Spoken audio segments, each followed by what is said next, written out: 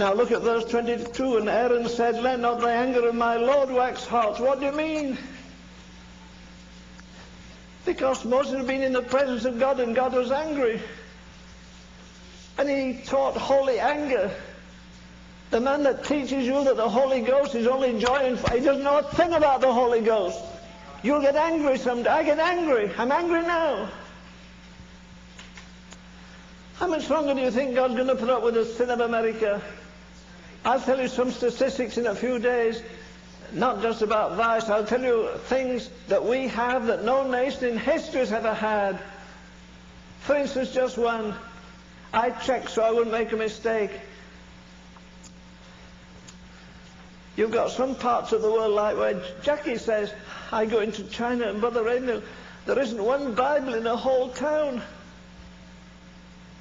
Do you know we have 600 million Bibles in America? Do you know we have 26 translations of the Bible in America?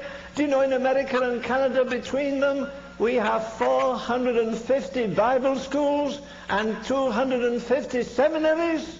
Did Sodom and Gomorrah have a seminary? Did they have a Bible school? It's Nick.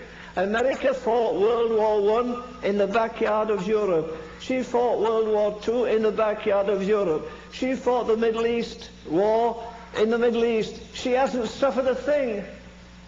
I got up one morning and opened the door, looked out, and the neighborhood had disappeared. I looked down the tree, there's a baby up in a tree.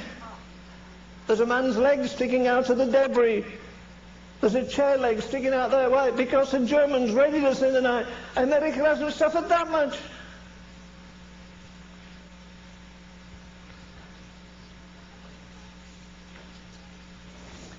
I'm trying to warn you that we're heading for trouble. Let me tell you this, dear friend.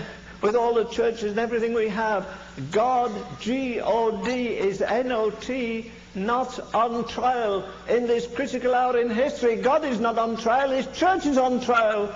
And she doesn't have an answer to the problem. We're like Mother Hubbard, her cupboards are bare. Where is the supernatural? Do you think Jack isn't filled with God when a woman comes running down the street and kneels in front of her, and the woman's all pockmarked? She's prostituted 40 years, and she says tremblingly, Jackie, Miss Jackie, please take the devil out of me. I'm full of the devil, and you're full of God. Will you please? And every day of her life almost, she casts out demons. She doesn't even claim to be a Pentecostal. She does claim to be a Christian. I've got the greatest Pentecostal preacher in the world coming to see me in 3 days. I'm going to ask him a question. One of the greatest Pentecostal theologians came to see me. I have a stack of his books. And I said, I'm just reading the history of Azusa Street by Bartleman. And it says after the page, the first page, it says on the second page, there are 70 million Spirit-filled Pentecostals in the world today. And I said to him, listen, tell me this.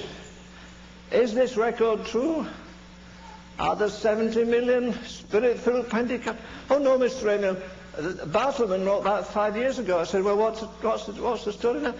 And he said without blushing, he said, Mr. Ravenhill, there are 120 million charismatic and old-style Pentecostals in the world today. Well, he was near enough, dear lady. I could almost mark a finger in his hand, and I said, listen, tell me this. I know you've written stacks of books on theology.